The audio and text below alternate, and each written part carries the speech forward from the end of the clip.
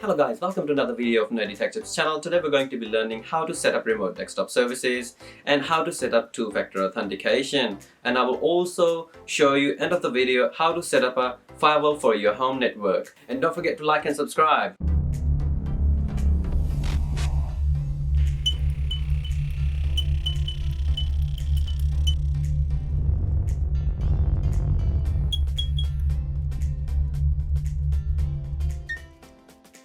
So we have Windows 10 virtual machine here.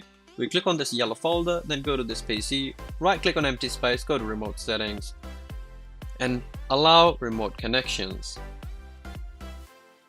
And you click on apply, or you can press OK. Nice and easy, right? Now there you go, you have remote desktop connections set up in few seconds. Now that part was really easy. Now we're going to test it out if it works or not. Now we're going to minimize our virtual machine, check our IP for virtual machine from our virtual software. Now once you have the IP address, you can check your IP address from a command prompt or as well as from the router. Now let's try to connect to it by opening up remote desktop application on your other PC. In our case, we're gonna use the same PC because we are running a virtual machine, and then type in the IP address.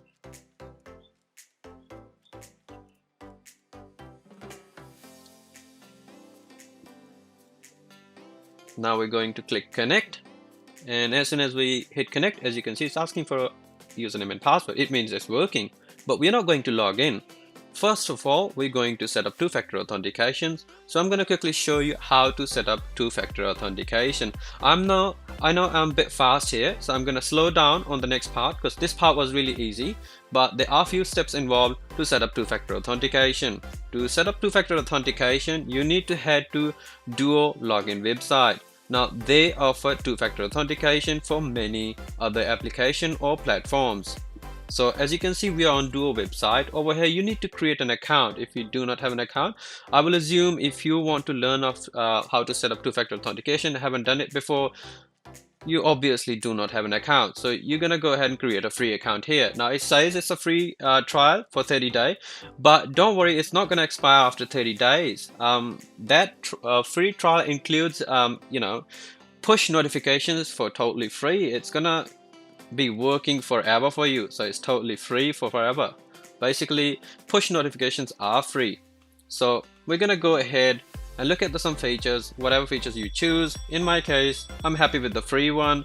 Now I'm gonna go click on start free trial. I'm gonna go ahead with creating an account. Just follow the steps on screen. Once you're finished filling up, you hit create account. It will show you a barcode. You have to install Duo app on smartphone. It is available for Android and iOS. Once you're finished, you will see that when you log in to your online account, you can choose to get push notifications. Over here, we're adding the barcode. Now that extra account is added. All the upward accounts I have for other PCs. Now when you log in into your online account, you can choose Duo push notifications, and you will see how actually it works. Now that was only two-factor for having Duo account itself. Now time to configure for RDP session. Let's log in. You can see how it works. There is our notification. We click on approve and we will be logged in. You can see there are plenty of applications available you can protect with Duo using two-factor authentication, but we are going to use it for RDP for now. So let's search for RDP.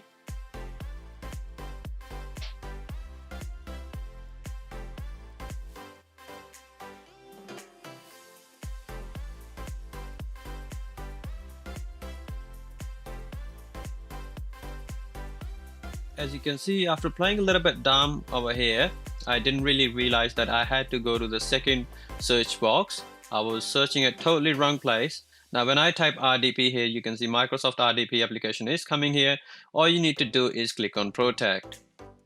And there is a lot of information: integration key, secret key, API hostname. Now you will be confused, what is that? All you need to do is click on RDP documentation, because we still need a little application that we need to install on our PC to be able to protect our PC for remote desktop sessions. And make sure you're doing this on your actual PC that you want to protect. If you scroll down a little bit, all you need to do is find this, option here, download the Duo Authentication for Windows Logon Installer package. When you click on it, it will download an installer file, and all you need to do is follow the instructions on screen. And if it is asking for information that is available that we saw on previous screen, so let's go ahead with the steps. Just click next. API hostname, let's go back. We need API hostname from our login page. So over here we have API hostname. You click on select and copy that and paste it over.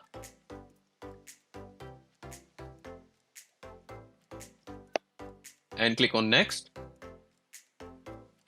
Now it's asking for integration key and secret key, so we're going to copy them one by one and then click on next.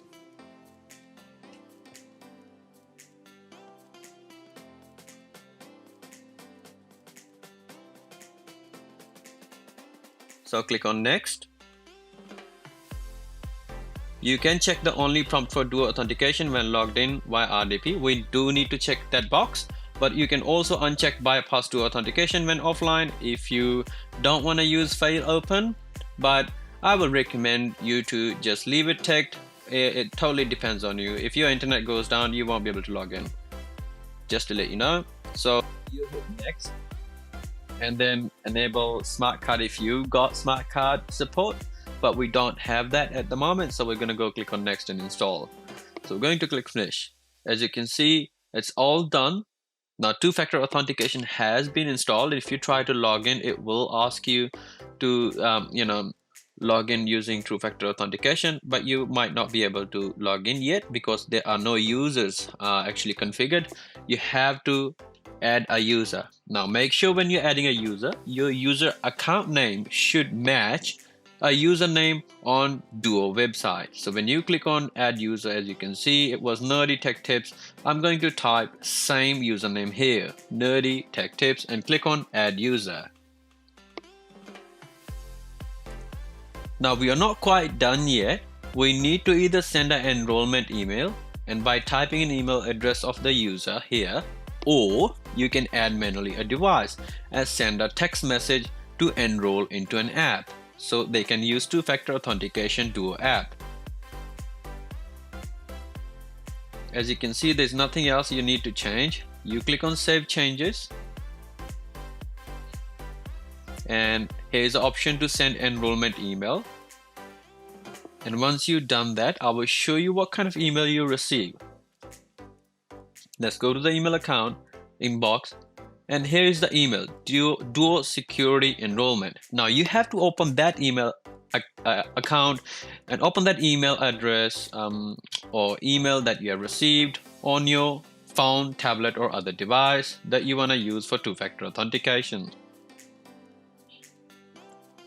So in our case, we're gonna use actually a phone. So I'm gonna send a text message to a phone to enroll an app, because I just send an email just to show you can do that way as well. But if you do not have your email account logged in on your phone, it'll be a bit of hassle. I guess the best option is to just type in your phone number and send an enrollment text. Now you will receive a same link as a text message, and you will be able to enroll it in your app. Just like the way you've seen before, there will be another account added in your app, and you will be able to receive notifications for Duo authentication. So just follow the on-screen instructions, and I will show you how it works. We're not going to click on send SMS passcodes, so we're going to scroll down. Since our mobile number is already added here, we're going to click on save changes, and then further on we're going to click on activate Duo mobile.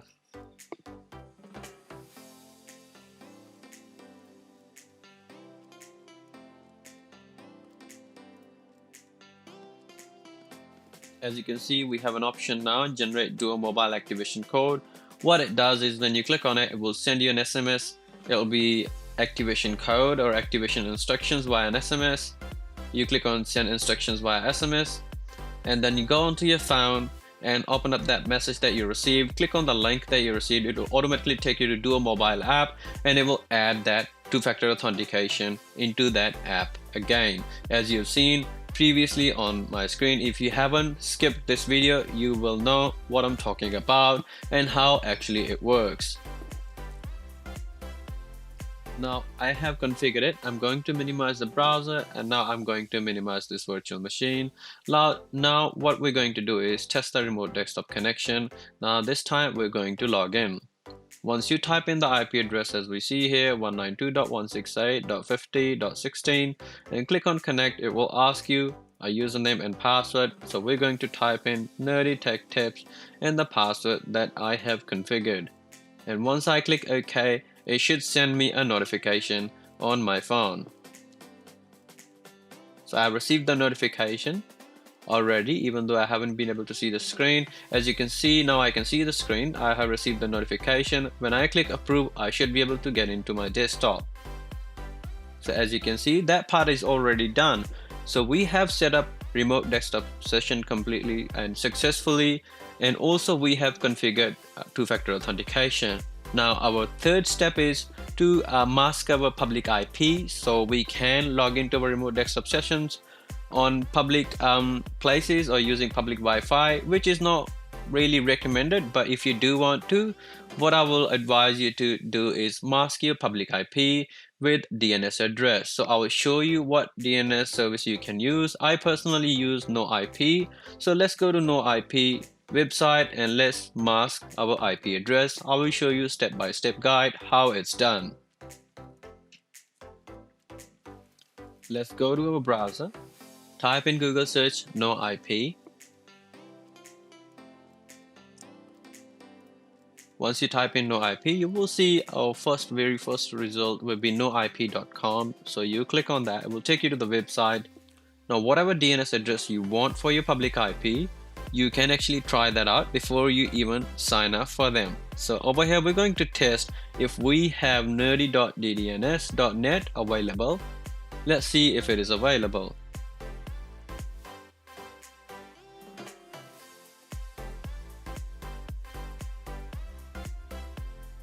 Oh, it is available, so we're going to click on sign up, follow the sign up instructions.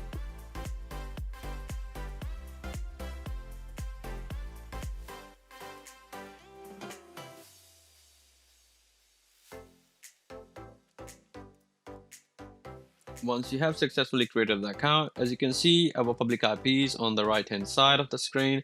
Now you can type your nerdy, over here, and ddns.net, add hostname, and that's all you need to do. Now this hostname has been created. We can successfully just type in our remote desktop application this DDNS address, and it should take us to remote desktop application if you have done the port forwarding correctly. Now we have successfully set up remote desktop session, two-factor, and also DNS. Now next thing I'm going to show you is how to set up firewall. So I'm just going to create quickly a new virtual machine, and I'm going to install Smoothwall Firewall Express. So which is Linux-based, open source, and basically it means it's freely available on the website. And I'll quickly show you where you can actually download it from, what's its actual name. So as you can see, I have already an ISO image here. I've selected it, click on next, and let's see, I'll show you where I have actually downloaded it from. You just type Smoothwall. You should be able to see smoothwall.org. You click on that, and over here you can see on the right hand side there is an option to download it. So nice and easy. I have already ISO file, so we're going to click on next and finish. So I had this actually virtual machine installed previously, so I'm gonna go ahead and name it differently. I guess it's a name. The firewall.vhtx already is there, so that's why it's telling us we had trouble configuring this. So we're gonna go ahead and actually delete that one, or maybe change the name. I guess changing the name would be a better idea. Let's close this window and just type firewall 1, and that should do a trick.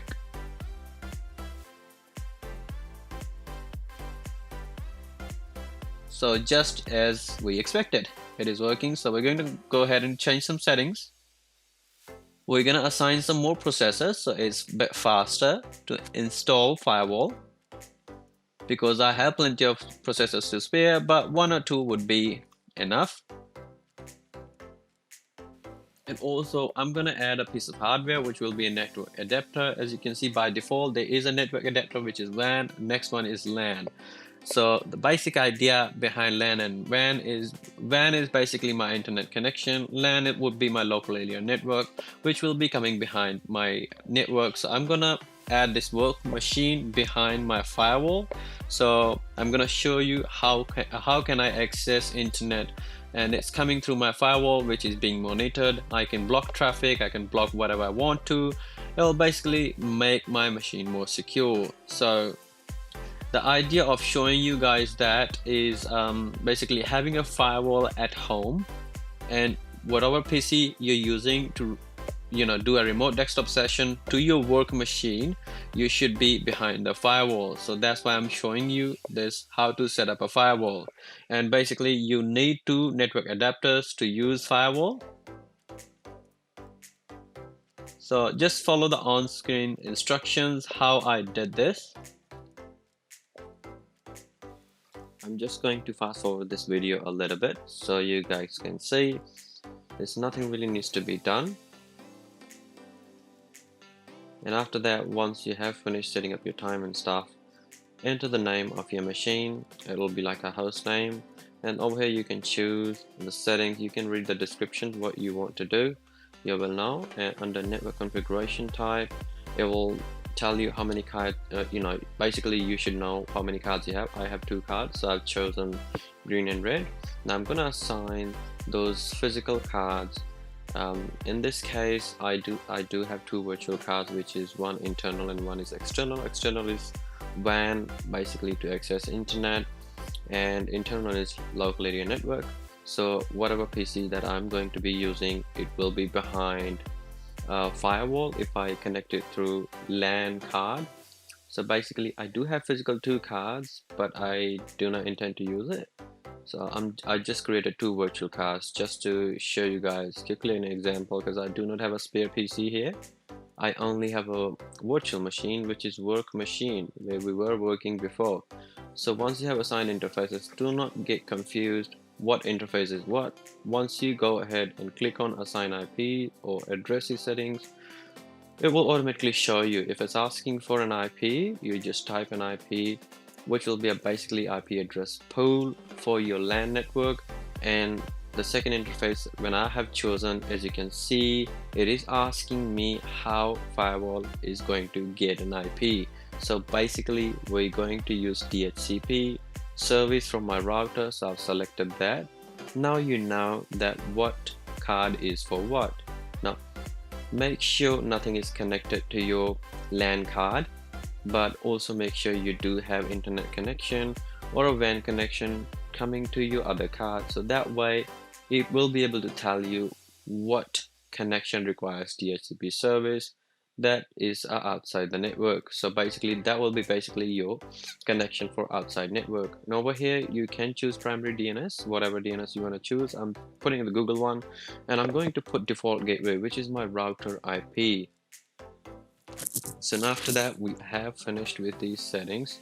Over here we're not going to change any settings except DHCP server configuration. I'm going to go ahead and check my DHCP server configuration, and we're going to enable that.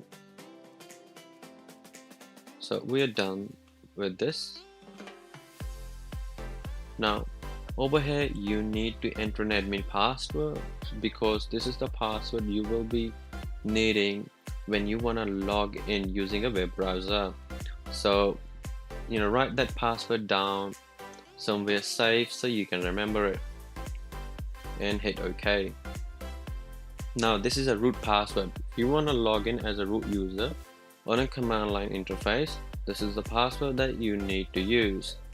So also write it down. Do not make the same password as you did for admin, and then reboot the machine. Once you have rebooted it, we want to make sure it has access to outside network. So we're going to ping google.com.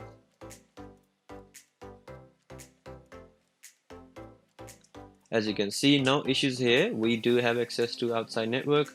It is pinging Google. So we have access to internet. That proves. Now what we're going to go do is we're going to turn on our work machine, which is basically a Windows 10 machine. And in this virtual machine, I only have one Ethernet adapter, which is well, when you're configuring virtual machines, you do have an option to configure internal and external, Ethernet adapters. So in this one, we do have an internal adapter. Basically, it can only communicate with other virtual machines. It does not have access to outside network like physical network. So it should be able to get an IP automatically. And then later on, I did realize that I did not actually turn on DHCP server. And after playing around, I did realize that. So we know that if you do not have DHCP server, application running or service running, it is not able to assign IPs. So our firewall has no clue. It's not running any DHCP service. It will not be able to assign any IP. It is just open. We should be able to. Our adapter is definitely connected and communicating with our firewall, but we will not be able to ping anything, but we will give it a go. Let's see if we do have any IP. You can see we do not have any IP configured here. Now I did try to ping it, but we are not gonna be able to ping our firewall because there is no IP assigned to our Ethernet adapter. So what we're going to do is we're going to manually configure IP, and we're going to disable IPv6. Just make sure you have that disabled, and we need to put our default gateway as our firewall. So let's go ahead and do that, and you can see how you can manually change an IP or assign an IP in Windows 10, which will be a good practice as well.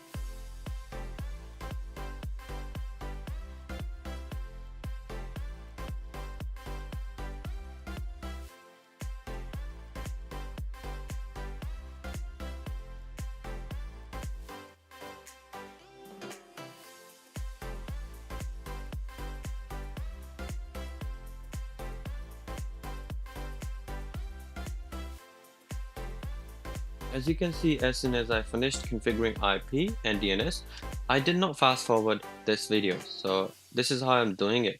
It has detected the network adapter, and now in the background it is trying to configure it so it can communicate with firewall, and soon we will see we will have internet connection. Currently it says no internet. As you can see, the icon has changed, so it means we do have connection to our internet.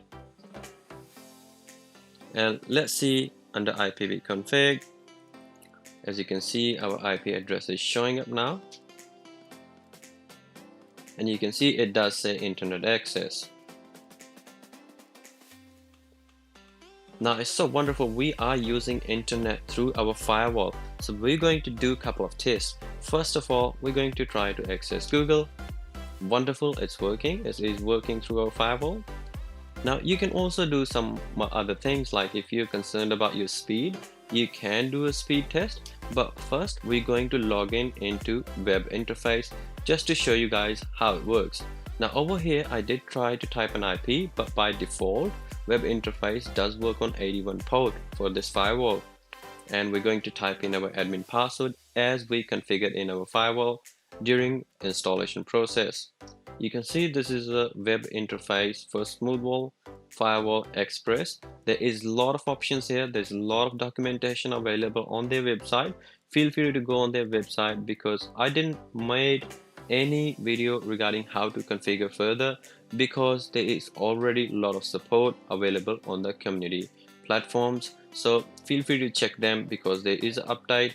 I will be outdated, my instructions will be outdated, so it wouldn't be good if you're watching it way after I have actually recorded this video. So it'll be good idea, just go onto their website if you want to configure something like block websites, if you want to configure VPN.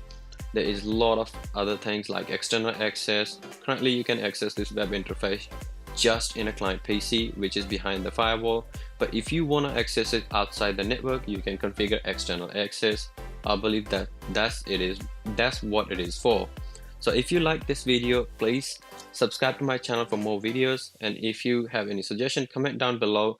And if you have any questions regarding this setup and you're confused about any part of the video, please let me know under the comment section, and I will try my best to help you out.